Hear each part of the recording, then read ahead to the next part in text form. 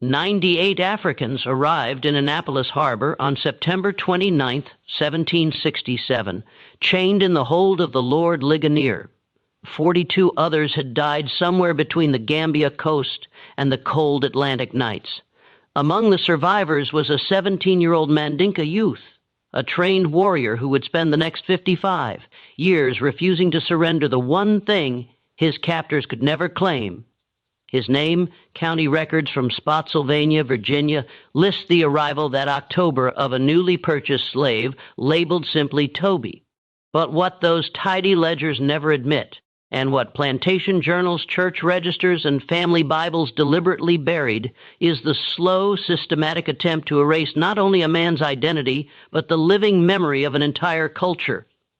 This is the story of how one African transformed the brutality designed to break him into a legacy that outlasted the men who tried to silence him. What follows has been dimmed by 2 centuries of silence, and the truth, once uncovered, is far more unsettling than the sanitized versions we were taught to accept. Before we continue with the life of the man later known as Toby, make sure you're subscribed to Vintage Truths and hit that notification bell so you never miss stories like this. And let us know in the comments, what city or state are you listening from? The details of what happened next come from sources that didn't surface until nearly 200 years later. The Gambia River carved through West Africa like an unhealed wound, allowing British ships to slip farther inland than on any other coastline. By 1767, the trading post at James Island had processed tens of thousands of captured Africans. Demand from Virginia's tobacco plantations had spiked so sharply that the Royal African Company paid premium prices for young men with warrior training. Just 2 miles from the British fort lay the village of Jure, home to the Kinte clan, renowned blacksmiths, spiritual leaders, and preservers of Mandinka tradition despite the constant threat of raids. The Mandinka had survived generations of conflict by mastering a delicate balance, appearing compliant to outsiders while guarding their customs in secret gatherings, coded songs, and rituals whispered from parent to child. They taught their children to treat the river with suspicion, to avoid walking the forest paths alone, and to flee at the first glimpse of the African raiding parties who captured villagers for European buyers. Omoro Kinte, a master blacksmith, understood these dangers more than most. He had forged the iron shackles that strangers used to bind captives. He had heard stories of villages emptied between sundown and sunrise, of families scattered across multiple ships, never to speak their language together again. And deep down, he feared that one day the river's tide would come for his own blood. He taught his eldest son the traditional skills of drum making, not just as cultural preservation, but as practical knowledge. A young man who could craft instruments might be kept alive aboard a slave ship to maintain morale among the captives. The boy's name carried weight in Mandinka tradition. Count meant complete or whole, a name given to firstborn sons who were expected to carry on the family's legacy. At 17, he'd completed his manhood training, learned to hunt with a spear, and could recite his family's lineage back 7 generations. The village elders spoke of him as someone who would one day become a respected elder himself.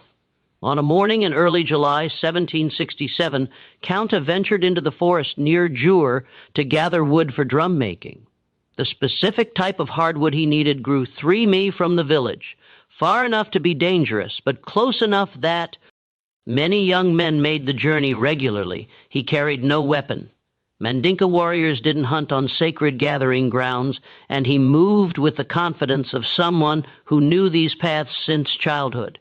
What Counter didn't know was that British Colonel O'Hare's forces had arrived at James Island 3 days earlier, bringing orders for a large shipment of slaves to fill Virginia's labor shortage. The Lord Ligonier sat anchored offshore, its captain under pressure to fill the ship's capacity of 140 captives before the weather turned. The usual networks of African slave traders had been mobilized, paid bonuses for young males between 15 and 25 years old.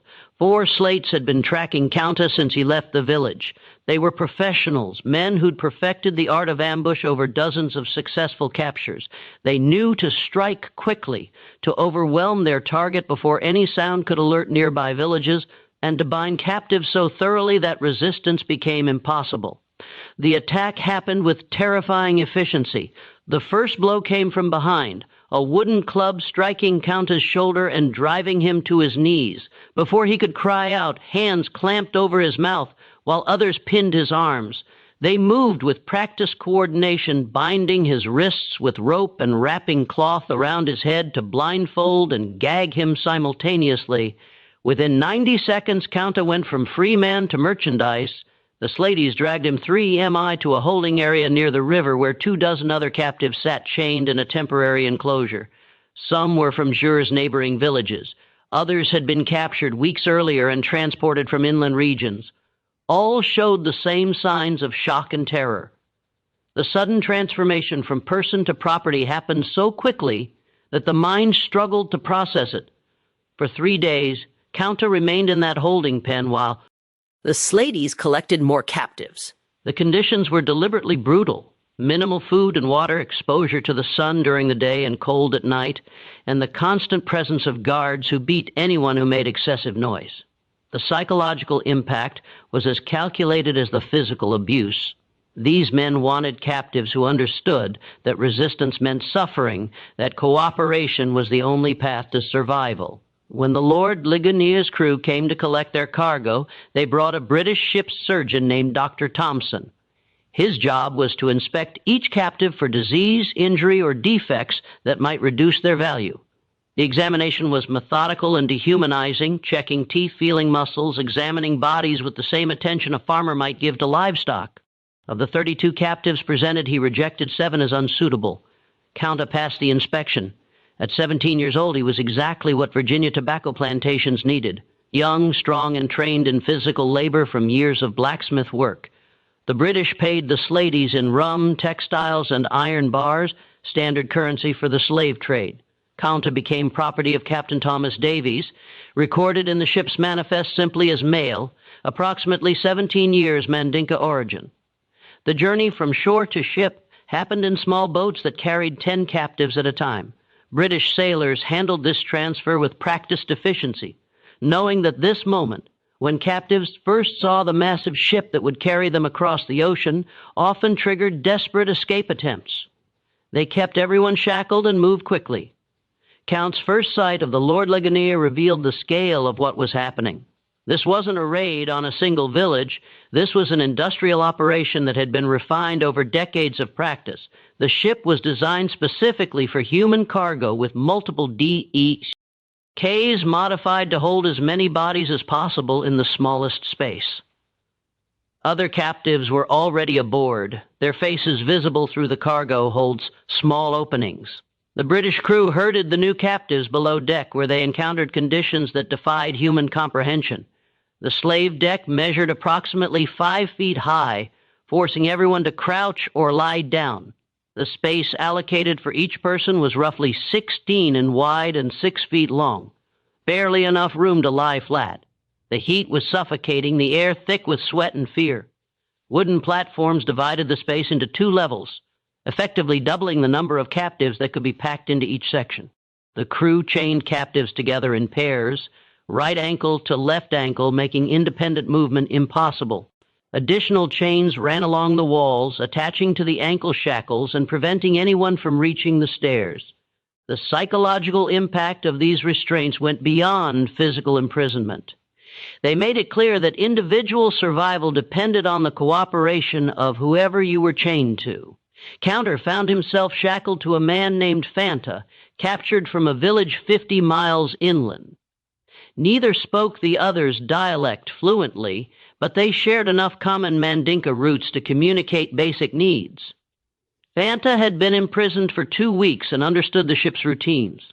When food came, how to position your body to avoid the worst cramps, which British sailors were most likely to inflict random beatings, the Lord Ligonier remained at anchor for another week while Captain Davies negotiated with coastal traders for additional captives.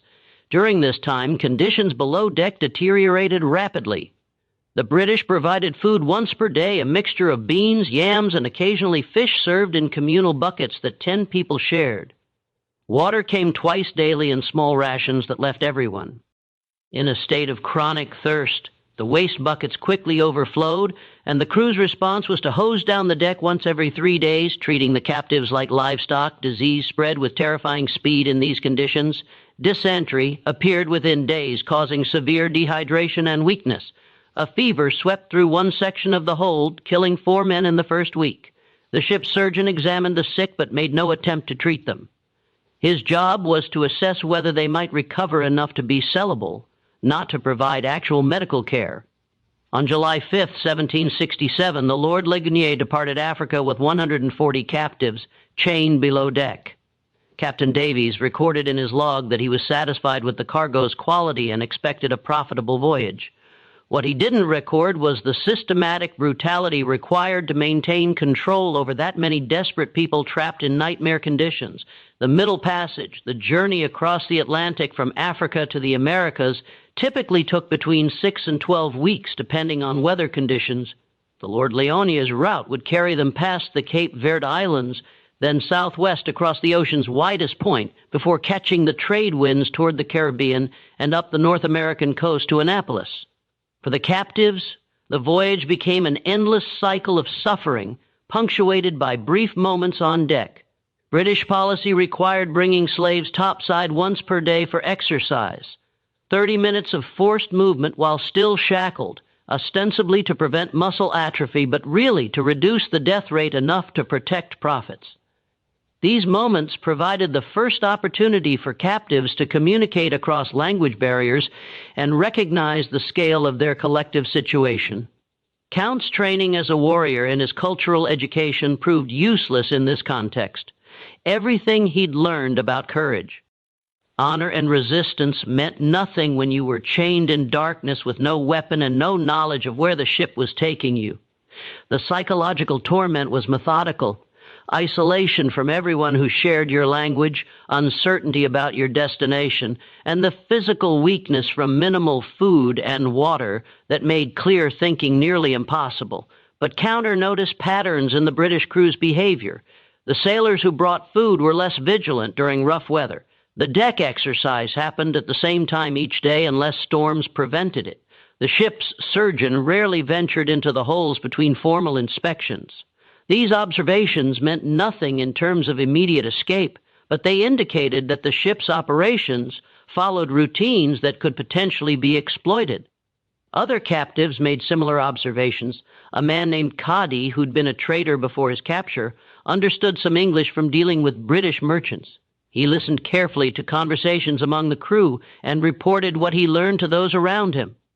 The ship was bound for Naples, which some captives recognized as the Mandinka pronunciation of Annapolis. They would be sold at auction to work on tobacco plantations. The British expected most of them to die within 10 years from brutal labor conditions. This information created an impossible dilemma. Several captives discussed attempting a rebellion once enough of them reached the deck simultaneously. But the shackles made coordinated action nearly impossible, and the British crew was armed with muskets and cutlasses. Any rebellion that failed would result in immediate execution of everyone involved. The risk calculation was brutal. Attempt escape and almost certainly die or accept slavery with the slim possibility of eventual freedom. Count listened to these debates but didn't participate. His father, D, taught him that warriors choose their battles based on realistic assessment of victory chances, not on pride or desperation. Everything about their current situation made rebellion suicidal, but he filed away every detail about the ship's routines, every weakness in the British crew's procedures, every piece of information that might prove useful later. 3 weeks into the voyage, a fever swept through the hold with devastating speed. The same conditions that made the space hellish: extreme heat, lack of ventilation, contaminated water, inadequate sanitation created perfect breeding grounds for infectious disease. Men who'd survived capture and the journey to the ship died shackled to their partners, their bodies left in place for hours or sometimes days until the crew noticed and removed them. The ship's surgeon, Dr. Thompson, recorded each death in his log with clinical detachment. By his calculation, a 15% mortality rate was acceptable on slaving voyages. 30% required investigation. If deaths exceeded 40%, the captain would face scrutiny from the Royal Africa Company for mismanagement. The dead weren't people who'd lost their lives. They were inventory that affected profit margins. Counter's partner Fanta developed the fever during the 4th week. The early symptoms were unmistakable: shaking chills despite the oppressive heat, severe headache, growing delirium. Fanta remained lucid enough to recognize what was happening to him, and in a moment of heartbreaking clarity, he apologized to Kunta for what would come next. Within 2 days, Fanta died, and Kunta spent 18 hours chained to a corpse before the British crew noticed and removed the body. The crew didn't provide Kunta with a new partner. Instead, they shortened his ankle chain and attached it directly to the wall, giving him even less mobility than before. This isolation was unintentional, the crew simple. Why hadn't captured enough slaves to replace all the dead? But it intensified Kunta's psychological torment. For weeks afterward, he existed in a state of near total sensory deprivation, surrounded by suffering people but unable to communicate meaningfully with anyone. Just when we thought we'd understood the full horror of the Middle Passage, the conditions aboard the Lord Ligonier grew even worse. The weather turned violent as the ship approached the Atlantic Center, and what happened next would test every survivor's will to live. If you're finding this story as disturbing as we are, hit that like button to support our content. Share this video with someone who should hear this history, and subscribe to Liturgy of Fear. Let's continue with the nightmare that was still unfolding. The storm struck during the 7th week at sea. Atlantic storms in late summer tested even experienced ships like the Lord Ligonier. Captain Davies had crossed this route 24 times, but every voyage brought weather that could turn deadly within hours. The first signs came at dawn: a sudden wind shift, clouds building on the western horizon, an ominous drop in atmospheric pressure that made the air feel thick and oppressive.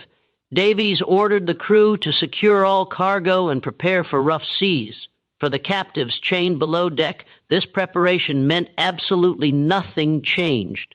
They remained shackled in the same positions, but now the ship began to pitch and roll with increasing violence. Men who'd been lying down were suddenly thrown against their chains as the vessel lurched sideways. The wooden platforms above their heads creaked and groaned, threatening to collapse under the shifting weight. The worst part was the water. Atlantic storms drive waves over the deck, and on slave ships, that water had nowhere to go except down into the holds through the small ventilation grates. In hours, 6 in of sea sloshed back and forth across the slave deck, mixing with waste from the overflowing buckets and creating a toxic soup that captives couldn't escape. The shackles kept everyone pinned in place, while contaminated water washed over them repeatedly. Kunta had experienced tropical storms in Africa, but nothing prepared him for the helplessness of being chained during a maritime disaster. The ship would rise on a wave, pause at the crest, then plunge downward with enough force to lift chained bodies briefly off the wooden platforms before slamming them back down. The sounds were terrifying. Timbers groaning under stress, crew members shouting orders overhead and all around him. The cries of men convinced the ship was sinking and they would drown while shackled in the darkness. The storm lasted 4 days. During that time, the British crew made no attempt to bring food or water below deck. Maintaining their own safety took priority over preserving their cargo. The captives existed in a nightmare state of thirst, hunger, violent motion, and the constant fear that the next wave would be the one that broke the ship apart. Several men lost their minds during those 4 days, screaming continuously until their voices gave out, then continuing to scream silently with mouths open and eyes showing nothing but terror. When the weather finally cleared, Dr. Thompson descended into the holds to assess the damage. 18 more captives had died, some from injuries sustained during the violent motion, others from drinking the contaminated water out of desperate thirst, and a few from what appeared to be purely psychological collapse. The surgeon ordered the bodies removed and thrown overboard, then had the crew hose down the slave deck without bothering to move the survivors first. The Lord Ligonier's journey illustrated the precise calculations of the transatlantic. Sea slave trade. Captain Davies had departed Africa with 140 captives. The storm deaths brought the total mortality to 42, a 30% loss rate.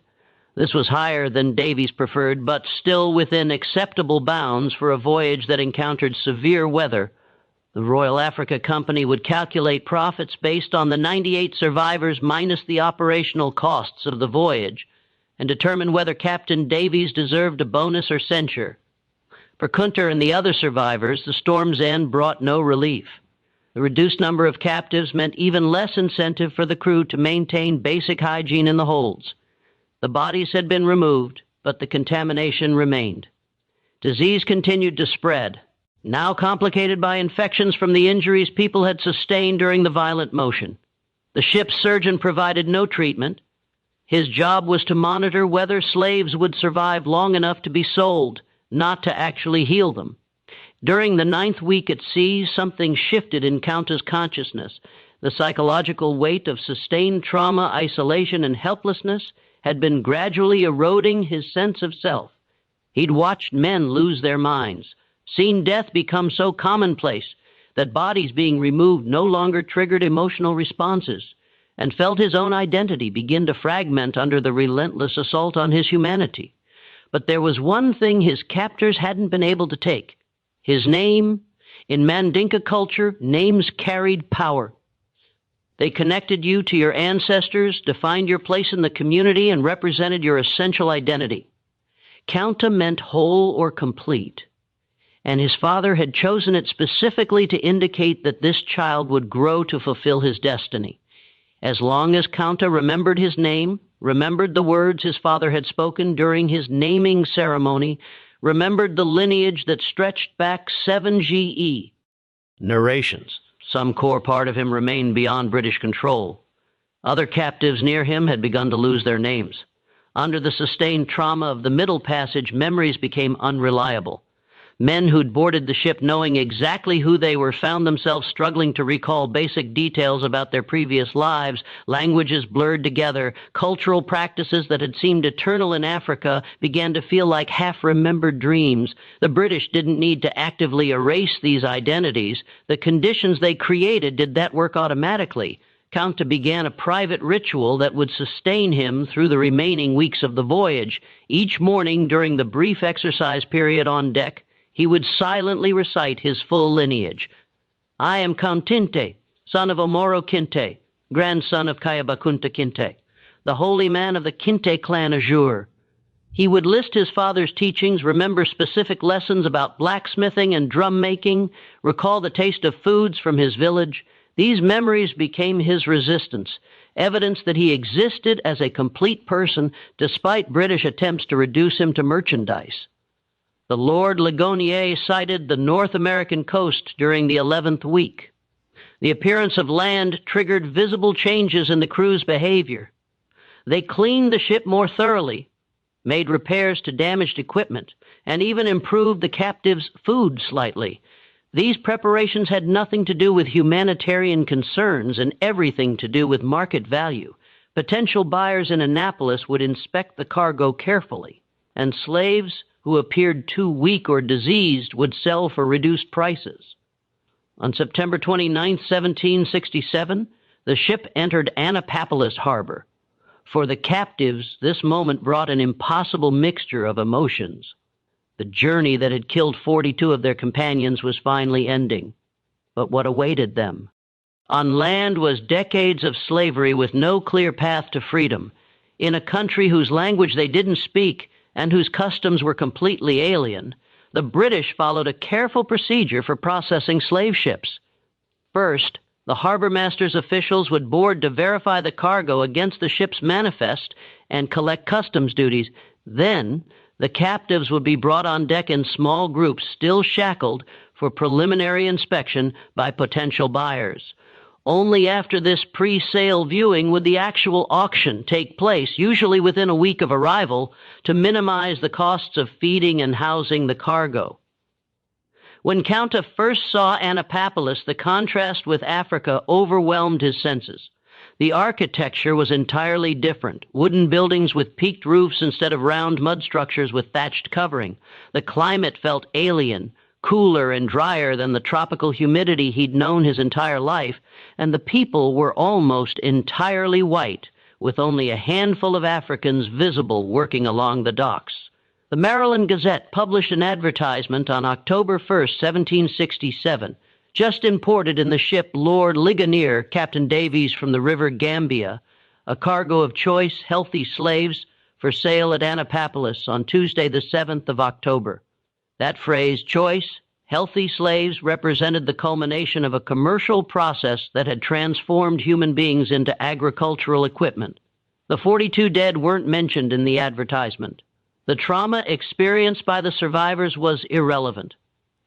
What mattered to the Maryland tobacco planters was that 98 Africans were now available for purchase, ready to labor in conditions that would likely kill them within a decade. The auction itself happened at a tavern near the Annapolis docks. Potential buyers arrived to inspect the merchandise, examining teeth, checking for signs of disease, assessing fizz. I call strength. Some asked the ship's surgeon about the captives' origins, believing that certain African peoples made better workers than others. The surgeon described Counter's group as Mandinka, generally considered suitable for agricultural labor and less prone to attempted escape than some other groups. This assessment was catastrophically wrong, but white colonists' understanding of African societies was so shallow that they treated all captured peoples as essentially interchangeable. John Waller arrived at the auction representing his family's tobacco plantation in Pennsylvania County, Virginia. The Wallers were a prominent family. John's grandfather had been a wealthy landowner, and the family maintained multiple properties worked by dozens of enslaved people. John needed several young male slaves to replace workers who'd recently died from disease or work-related injuries, and he'd brought sufficient funds to purchase 3 or 4 captives. When John examined Kunta, he saw exactly what he needed: a teenage male with visible physical strength, no obvious diseases, and the kind of compact build that suggested capability for sustained physical labor. The fact that Kunta met his eyes directly, a sign of defiance that more experienced slaveholders would have recognized, John interpreted as evidence of intelligence rather than resistance. The bidding was brief. Other planters were interested, but John offered a competitive price quickly and secured the purchase. The transaction was recorded in standard commercial terms. One Negro male, approximately 17 years old, paid in full, transferred to John Waller of Pennsylvania County. Kunta had been property of the British Crown while aboard ship. Now he was private property, with John Waller holding the same legal rights over him as over any other farm equipment. The journey from Annapolis to Pennsylvania County took 3 days by wagon. John transported his new purchases in the cargo bed, still shackled, with minimal food and water. This wasn't deliberate cruelty. It was standard practice based on the widespread belief that slaves needed to understand their inferior status from the first moment.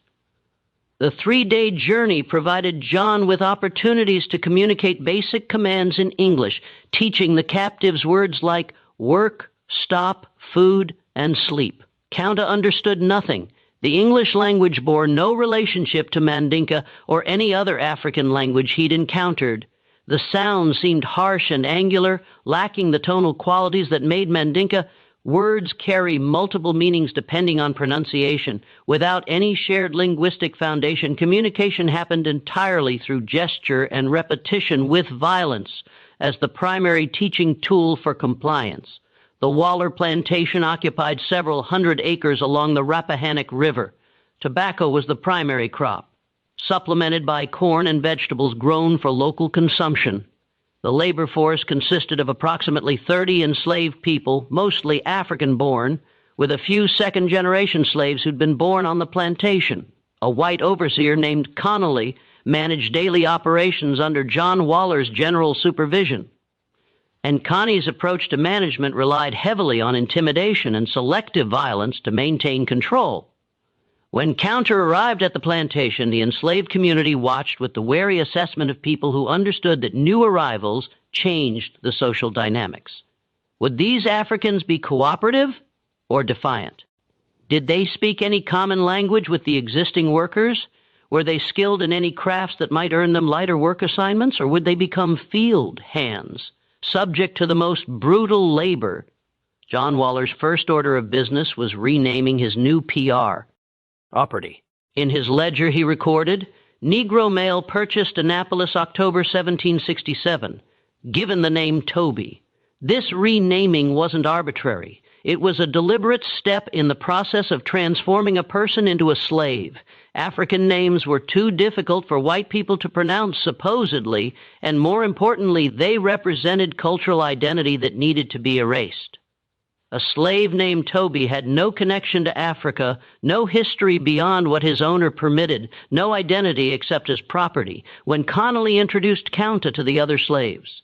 Using this new name, pointing at him and saying Toby repeatedly, Kunta's response was immediate and instinctive.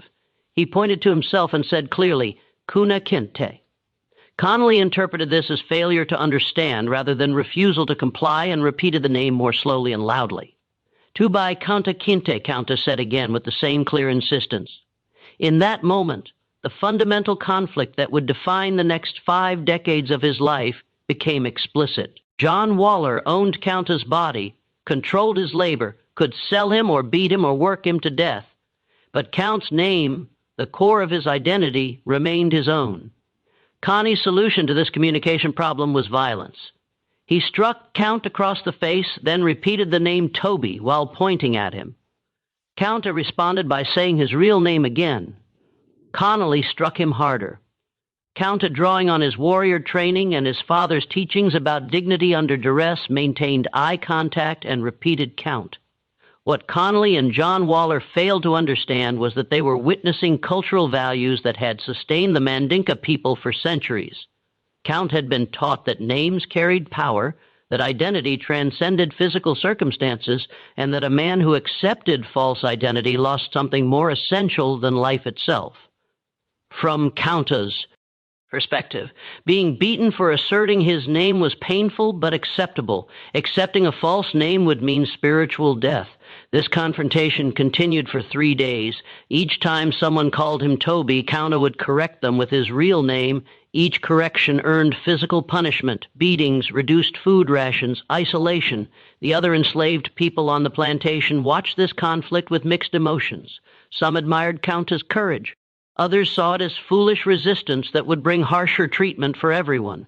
An older enslaved man named Fiddler, who'd been born in Africa but had lived in Virginia for 40 years, approached Kunta during a work break. Speaking in broken Mandinka mixed with English, Fiddler tried to explain the reality of their situation.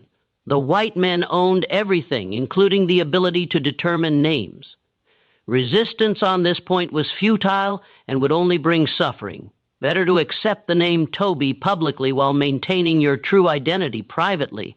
But Ka couldn't accept this compromise. His father had taught him that partial surrender to injustice inevitably led to complete surrender.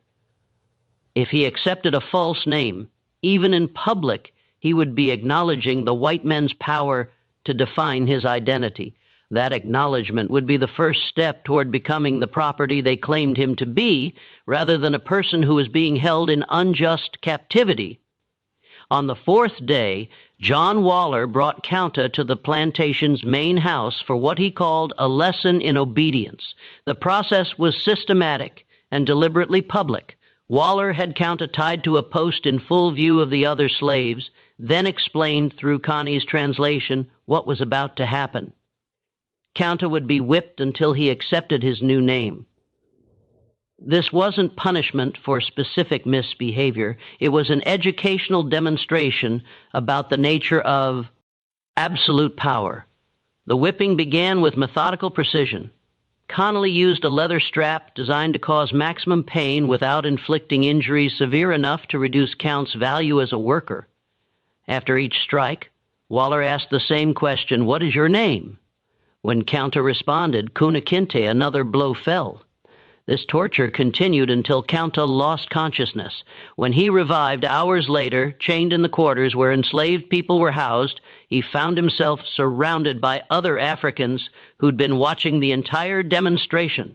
Their faces showed a mixture of sympathy, fear, and resignation. They'd all been through similar lessons when they first arrived. They'd all learned that resistance led to suffering with no possibility of victory. But they'd also noticed something that John Waller and Connolly had missed. Despite the beating, Kunta had never once said the name Toby. He'd lost consciousness from pain before surrendering his identity. And that fact resonated with people who'd been forced to compromise themselves in countless ways just to survive. The next morning, still injured from the whipping, Kunta was assigned to tobacco field work under Connie's direct supervision. Tobacco cultivation in 1767 Virginia was brutally labor-intensive. The process required planting seedlings by hand, constant weeding, removing tobacco worms, topping the plants at the correct growth stage, harvesting leaves as they ripened, and hanging them in curing barns. Each step was time-sensitive and required knowledge that Kunta didn't have. Connie's teaching method consisted of demonstrating an action once, then beating anyone who failed to replicate it correctly. By this logic, a slave who didn't understand English should learn quickly through pain association. The reality was that Kunta spent his first weeks in constant confusion. Never quite certain what was expected, always one step behind the other workers who'd had years to learn the routines, but Kunta possessed something that his captors didn't recognize. The observational skills his father had taught him during blacksmith training. A good blacksmith learned by watching subtle details, how metal changed color at different temperatures, which hammer blows achieved specific effects, how the sound of striking metal indicated its readiness for shaping. Kunta applied those same skills to learning plantation operations, watching not just what people did, but the precise sequence and timing of their actions. Within 2 weeks, Kunta had mastered basic tobacco field work well enough to avoid most beatings. He still didn't understand English commands, but he'd learned to read the situation, watching what other workers did and replicating their actions, anticipating what Connolly would demand.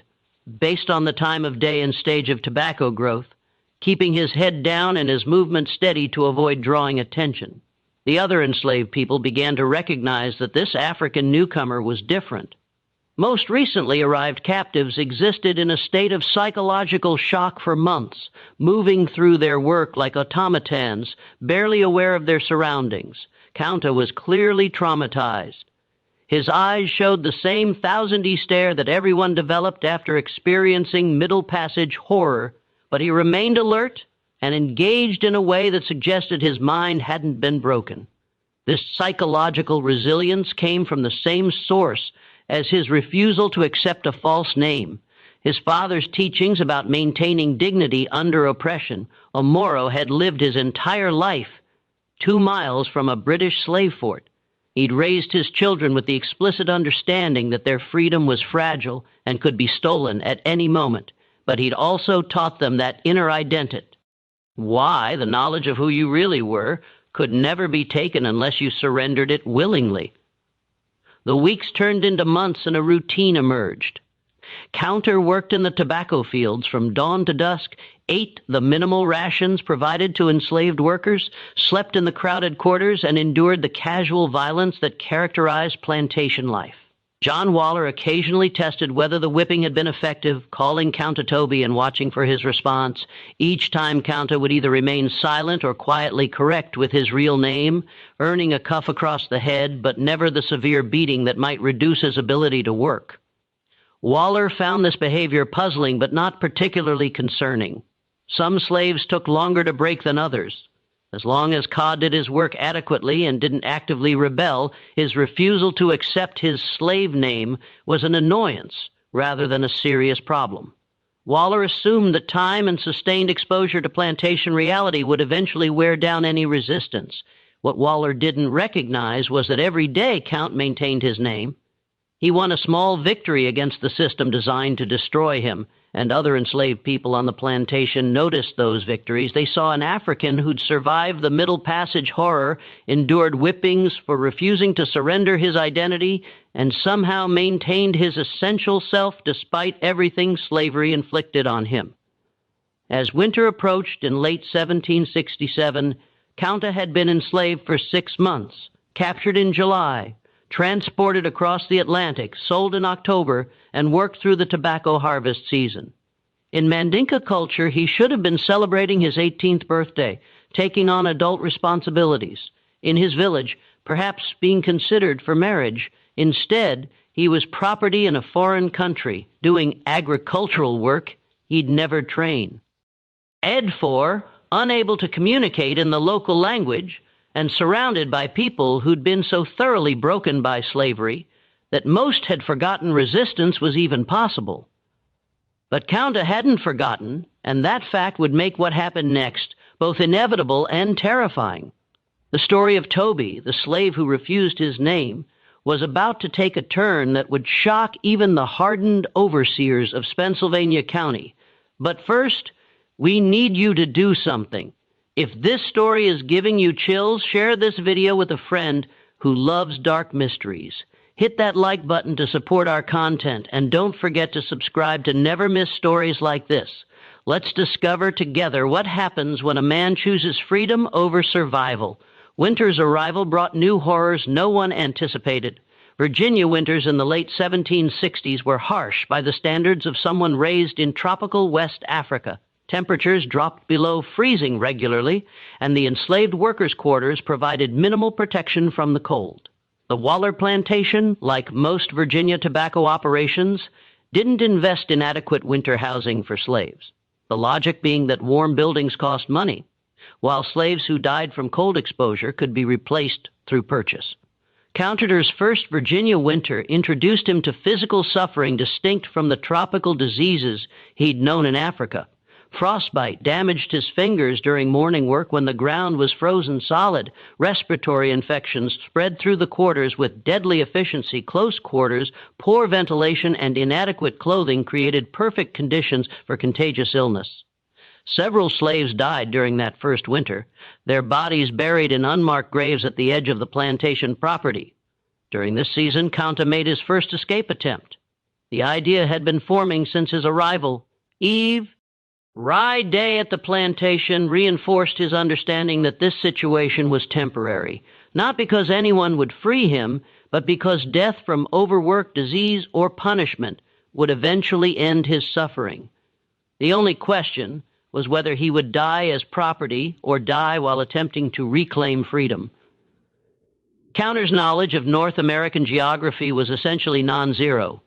He understood that he'd been transported across a large body of water, which meant Africa lay in some direction across the ocean. He'd observed that the sun rose and set in patterns similar to Africa, suggesting similar latitude.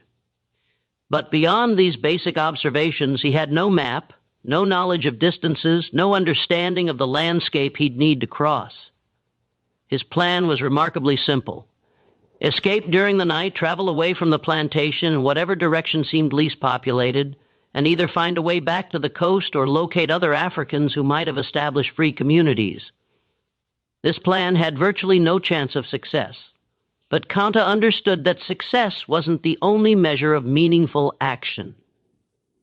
Sometimes resistance had value, even when it was futile. The escape happened in January 1768, during a week when Connolly was away visiting family in Fredericksburg. The remaining white supervisor was less vigilant about evening headcounts, and Kunta had noticed a pattern. If all slaves appeared to be present during the initial evening check, no one verified later in the night. The winter cold meant everyone stayed inside the quarters as much as possible, so unusual movements were less likely to be noticed. Kunta waited until approximately midnight, then quietly exited the quarters through a rear door whose lock had been damaged for weeks. He moved carefully, knowing that dogs might be loose on the property and that several white families lived within half a mile of the Waller plantation. His clothing consisted of the minimal rags provided to field workers, entirely inadequate for winter weather, but the only option available. For the first 3 mi, everything went according to Kunta's limited plan. He followed a creek bed heading roughly north, reasoning that waterways might eventually lead to larger rivers and ultimately the ocean. The physical challenge was immediate. His feet, inadequately protected by crude shoes made from scraps, began to suffer from the cold within an hour. The winter landscape was utterly alien, nothing like the African forest he'd known. Near dawn, Counter heard dogs barking in the distance behind him. The sound triggered an immediate understanding. The plantation had discovered his absence, and professional slave catchers were already pursuing him. These weren't random farm dogs. They were tracking hounds trained specifically to hunt escaped slaves capable of following a scent trail for miles. What happened next illustrated the ruthless efficiency of the 18th century Virginia slave-catching system. Connolly had returned earlier than expected and noticed Counter's absence during the morning work call. He immediately contacted Thomas Matthews, a professional slave catcher who operated throughout Pennsylvania County. Matthews maintained a team of trained dogs and several assistants who specialized in tracking and recovering escaped slaves. Matthews' approach to slave catching was methodical. He started at the point of escape, let his dogs pick up the scent, and then followed at a steady pace that allowed the dogs to do most of the work. His payment structure was simple. He received a flat fee for successful recovery plus expenses. If the escaped slave resisted violently, Matthews was authorized to use whatever force necessary to ensure compliance, provided the slave survived in condition to continue woe. King. Count had covered perhaps 8 miles when the dogs caught up to him. The confrontation happened in a clearing where the terrain offered no defensive advantages. Matthews' assistants surrounded him while the dogs created a barrier that made escape impossible. Through gestures and broken English, Matthews indicated that Counta should return voluntarily. When Counta didn't immediately comply, not from defiance but from incomplete understanding, Matthews ordered his assistants to restrain him forcibly. They bound Kuna's hands and attached a rope around his neck, then began the 8-mile walk back to the Waller plantation. Matthews followed his standard practice of parading captured slaves along main roads during daylight hours. This public display served multiple purposes. It reminded enslaved people throughout the county that escape was futile. It advertised Matthews' services to plantation owners, and it reinforced white communities' sense of control over the black population. When they arrived at the Waller plantation, Connolly and John Waller were waiting.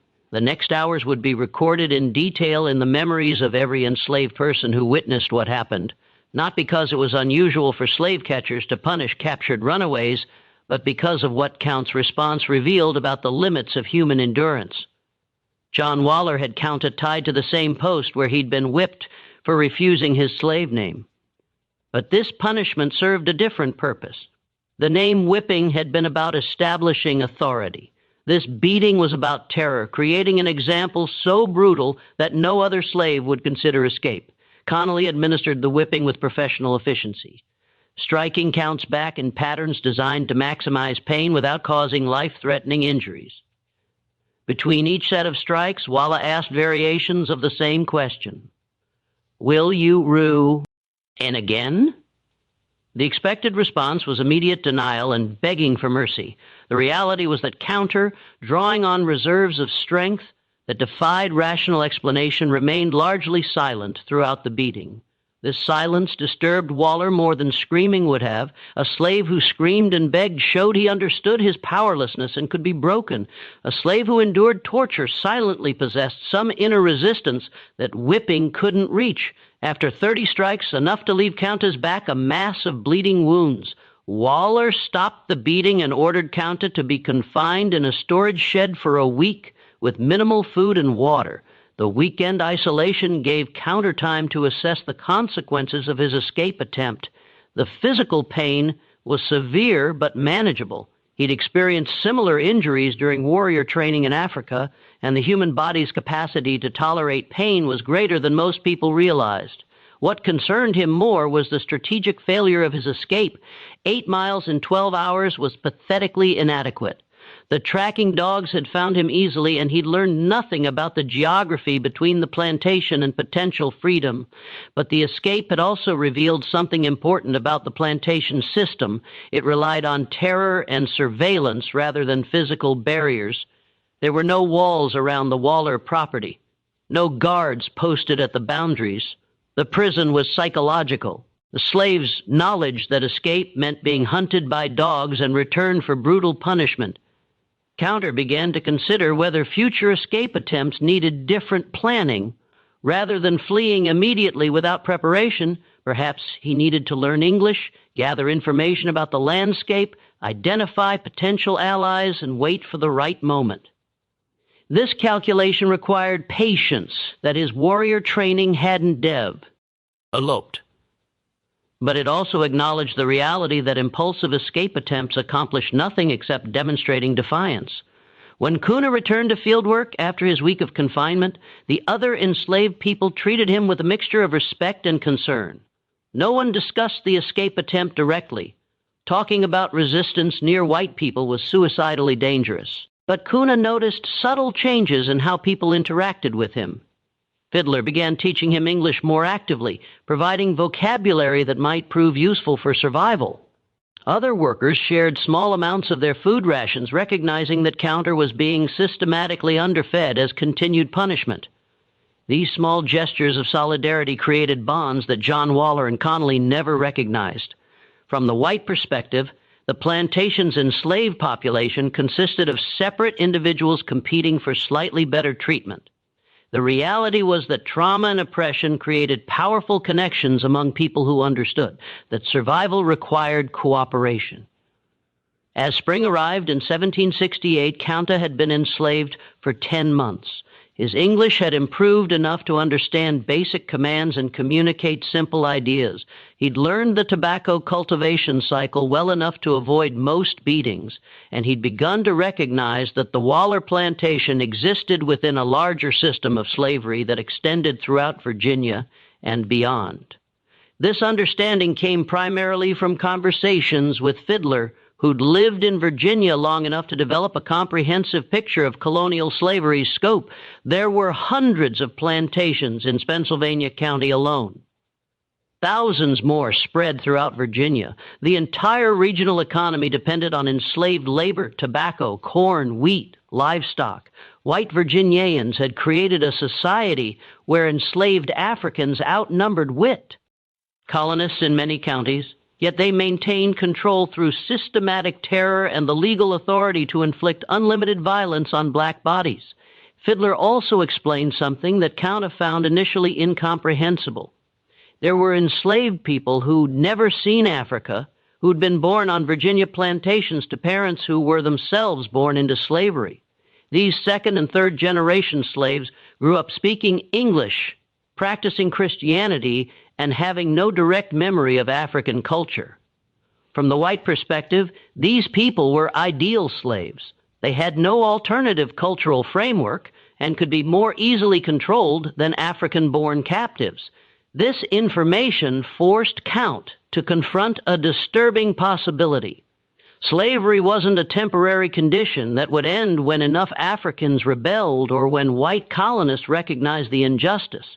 It was a permanent system designed to reproduce itself across generations.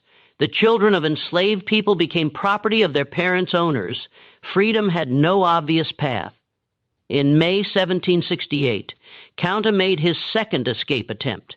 This effort showed slightly more planning than the first. He'd stolen food scraps over several weeks, hidden them in the quarters, and identified a route that followed established roads rather than random wilderness paths. His English was now adequate for basic misdirection. If questioned by white travelers, he could claim to be on an errand for his master, buying himself hours before anyone became suspicious. The escape lasted 3 days before Matthews's dogs found him hiding in a barn approximately 20 meters from the Waller plantation. The recapture followed the same pattern as before. Matthews and his assistants surrounded him, bound him, and paraded him back along public roads as a warning to other potential escapees. John Waller's response was more severe this time. Counta had demonstrated that standard punishment wasn't deterring his escape attempts. Waller needed to escalate to a level of consequence that would make further resistance psychologically impossible. The method Waller chose, cutting off half of Counter's right foot, was standard practice in colonial Virginia for dealing with persistent escape attempts. The logic was coldly practical. A slave who couldn't run away effectively retained most of his agricultural labor value while losing his mobility. Plantation owners throughout the South used this particular mutilation frequently enough that there were established procedures for minimizing infection risk and recovery time. Dr. William Waller, John's brother and a trained physician, performed the amputation. The procedure happened in the plantation's tool shed with Count tied down and several white men holding him still. No anesthetic was provided, the expense wasn't justified for slave punishment, and the pain was considered part of the deterrent effect. What the historical records don't adequately capture is the psychological impact of this mutilation. From John Waller's perspective, he was modifying property to prevent future loss, no different than branding cattle or clipping a horse's tendons to prevent bolting. From Count's perspective, he was experiencing state-sanctioned torture inflicted by someone who believed he had the moral and legal right to permanently maim another human being. The amputation achieved its intended physical effect. Count would never again be able to run effectively, which meant future escape attempts would face insurmountable practical obstacles. But it had an unintended consequence. It transformed Count from an anonymous field slave into someone whose story other enslaved people remembered and repeated.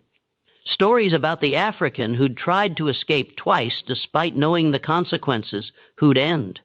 Lurid mutilation rather than submit completely to slavery, who maintained his real name despite years of punishment.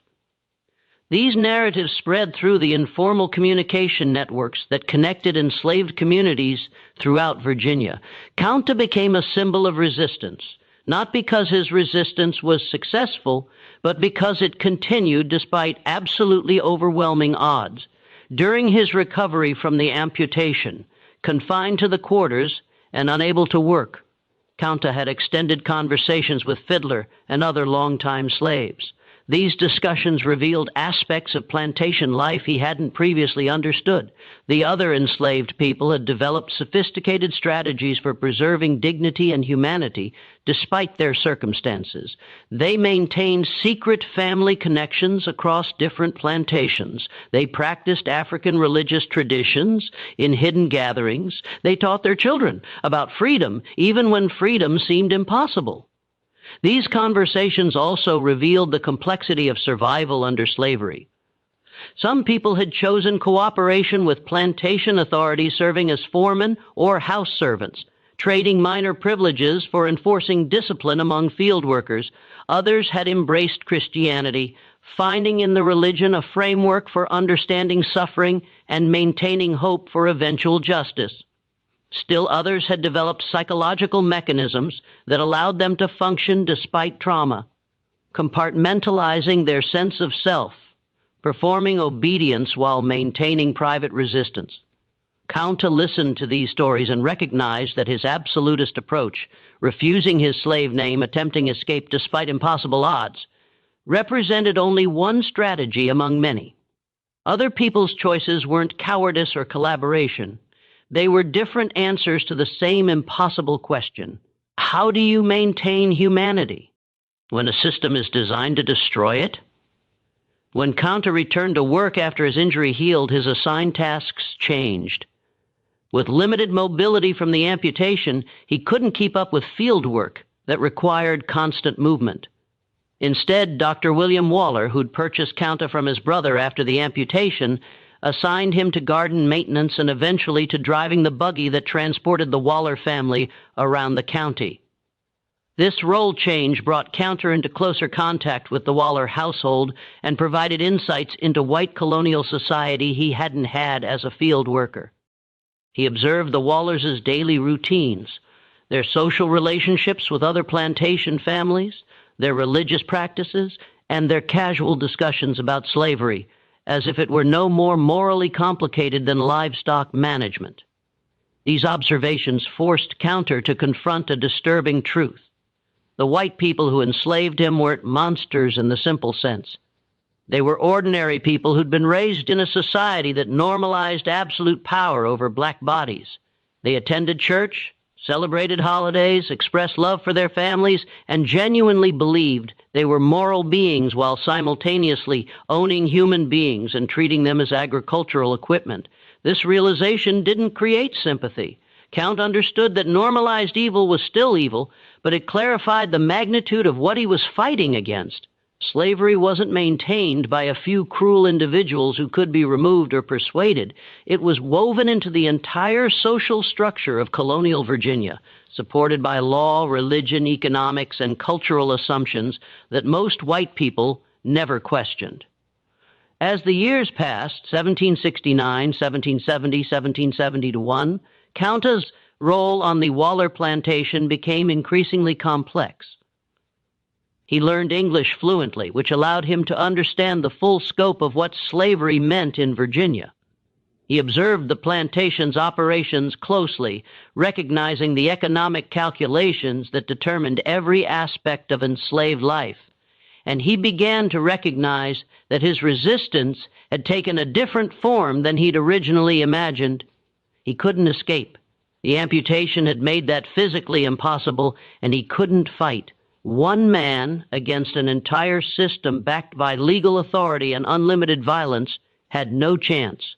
But he could maintain his identity, preserve his cultural knowledge, and pass that legacy to others. His name remained Kunta Kinte regardless of what the Wallers called him. His identity as a Mandinka warrior remained intact despite his enslaved status.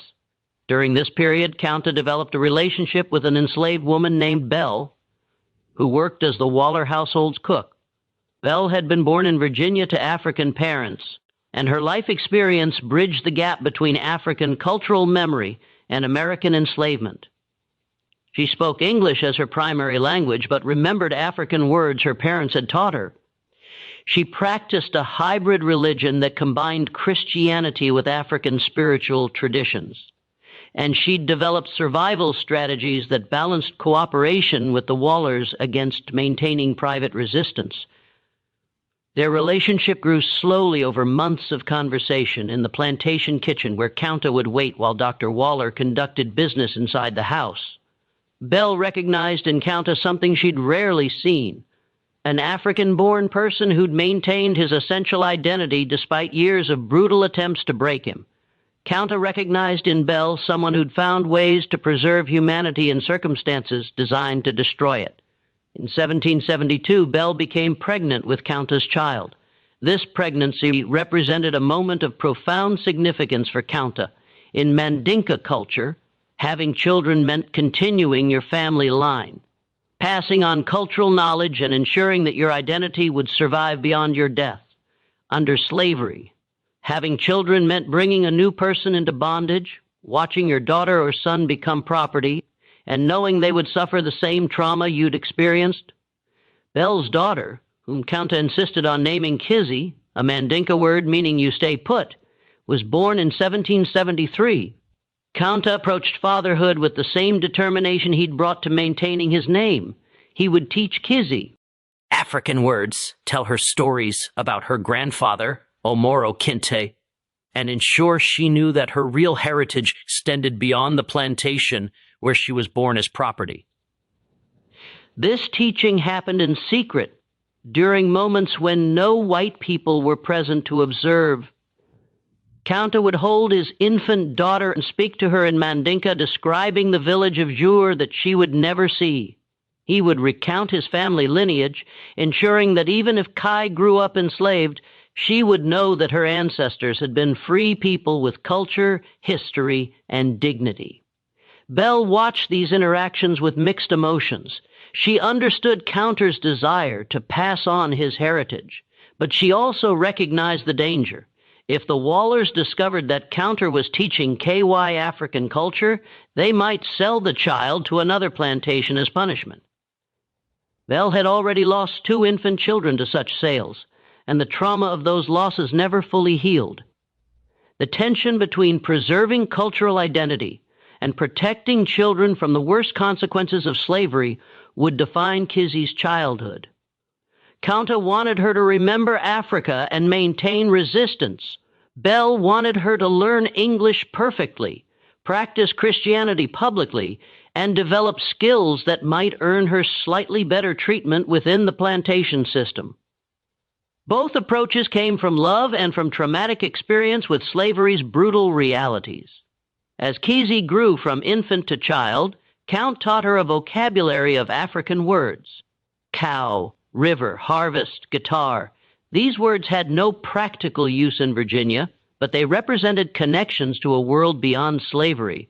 When Kizzy pointed to a river and said Kambi Balango, the Mandinka name for the Gambia River, she was speaking a language her enslavers couldn't understand and maintaining a cultural tradition they couldn't erase.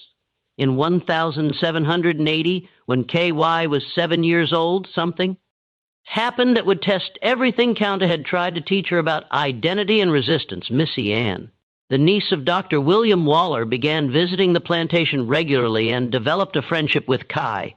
Missy Ann was roughly the same age as KY, and in the innocent way that children sometimes can, she saw Kai as a playmate rather than property.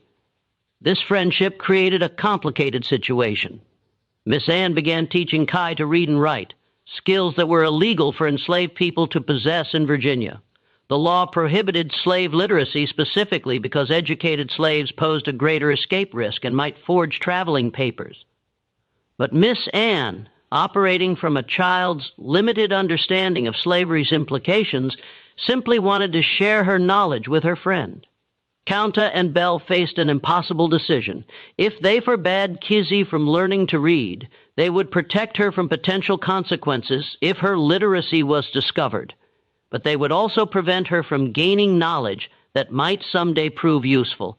If they allowed the lessons to continue secretly, they risked catastrophic punishment if the Wallers learned about it. They chose to let Kai learn with stern warnings to never reveal her literacy to any white person except Miss Ann. This decision would have devastating consequences. By 1785, Kai had reached her teenage years. She'd grown into a young woman who embodied all the contradictions of her position. American-born but raised with African cultural knowledge, enslaved but literate, aware of the plantation system's brutality, but never having experienced the Middle Passage horror her father endured. Her relationship with Miss Ann had continued, creating bonds of genuine affection that somehow coexisted with the fundamental inequality of their positions. During this time, a young enslaved man named Noah arrived at a Ney, boring plantation. Noah had been born in Virginia and was close to KY's age. The two developed a relationship during church gatherings where enslaved people from multiple plantations were permitted to attend services together. This relationship, conducted under constant surveillance and with no privacy, represented the full complexity of love under slavery, genuine human connection existing within a system designed to prevent it. In 1786, Noah decided to escape. His plan was to reach Pennsylvania, which had begun gradual emancipation, and then somehow return to help Kai escape as well. This plan had virtually no chance of success. But Noah was young enough to believe that love could overcome systemic oppression. He asked Kizzy to write him a traveling pass, a document claiming he had permission from his master to travel for specific business purposes. Such passes were routine for enslaved people who had errands requiring travel between properties. Kizzy's secret literacy made her one of the few enslaved people capable of creating a convincing forgery. Kizzy understood the catastrophic risk. Writing a forged traveling pass wasn't just forbidden. It was a serious crime that would result in brutal punishment and likely sailed to another plantation. But Noah argued that without the pass, his escape attempt had no chance. While with it, he might actually reach freedom. And Kizzy, at 16 years old and in love, made the choice to help him despite knowing the potential consequences. Noah's escape attempt failed within 2 days. Slave catchers found the forged pass in his possession and traced the handwriting to KY. When Dr. William Waller learned that his enslaved cook's daughter could read and write and had used that literacy to assist an escape attempt, his response was immediate and unforgiving. Kizzy was sold to a trader who specialized in transporting slaves to plantations in North Carolina. The sale happened within 24 hours of the discovery, specifically to prevent Bell and K.A. from attempting any intervention. One day, Kai was living with her parents on the Walla plantation. The next day, she was property of a stranger, being transported several hundred miles away with no possibility of contact with her family. For Count and Bell, this loss represented the culmination of every nightmare slavery had threatened. They'd raised a daughter, taught her about dignity and identity, and watched her grow into a young woman capable of remarkable courage. And then the system they'd been fighting against for decades demonstrated its ultimate power. It could take their child, and they were legally powerless to stop it. Count's response to this loss would define the final decades of his life. He'd endured capture in Africa, survived the Middle Passage, withstood repeated beatings, maintained his identity despite constant pressure, and even accepted the amputation of his foot rather than completely submit to slavery. But losing Kai to a forced sale broke something in him that previous trauma hadn't touched. The historical records show that after Kizzy's sale, Kunta became increasingly withdrawn. He continued his work as Dr. Waller's buggy driver, maintained his dignity, and never forgot his name. But friends among the enslaved community noticed changes, longer periods of silence, less engagement with the small resistances that had characterized his earlier years, a kind of resigned acceptance that the system he'd been fighting would ultimately win. This psychological shift wasn't surrender in the simple sense. Count never accepted that slavery was justified or that he deserved his status, but he'd learned through unbearable experience that maintaining identity and resisting oppression didn't prevent the system from inflicting the worst possible suffering. Sing your children to a commercial transaction. The years continued with grim inevitability. Kunta worked, aged, and watched as the plantation system refined itself. Virginia's tobacco economy expanded. More Africans arrived through the slave trade. Second and third generation enslaved people grew up knowing no other life, and the white colonial society that depended on this system developed increasingly elaborate justifications for why enslaved people deserved their status. In 1810, Bell died from complications of pneumonia, one of many diseases that spread through enslaved quarters due to inadequate housing and medical care. Kunta continued working for another 12 years until age and accumulated injuries made even light labor impossible. In 1822, at approximately 70 years old, Count Kinte died on the Waller plantation, still enslaved, never having returned to Africa or gained his freedom. The plantation records show his death recorded as Toby, age approximately 70, died of natural causes. No mention of Africa, no acknowledgement of the Middle Passage, no recognition of the 2 escape attempts or the amputation that resulted, just a brief note documenting that property had been lost and needed to be replaced. But in the memory of enslaved people throughout Virginia and eventually throughout the South, Kunta's story survived. Parents told their children about the African who refused to accept his slave name. Communities remembered the man who tried to escape even after his foot was cut off. And those stories became part of a larger oral tradition that preserved African cultural memory despite slavery's systematic attempts to erase it. Kizzy, sold to Thomas Lee's plantation in North Carolina, survived into the 1850s. She bore a son named George, conceived through rape by her enslaver, who became known as Chicken George due to his assigned duties managing cockfighting beer.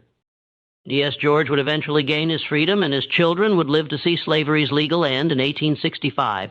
Through 7 generations, Count Kinte's name and story were passed down through oral tradition, surviving when written records were destroyed or never created.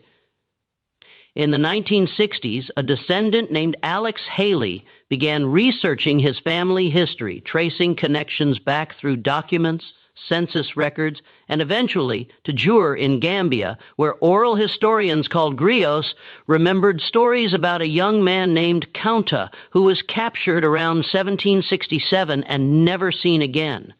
The book Haley published, Roots, the Saga of an American Family, would introduce Count Kinte's story to millions of readers worldwide.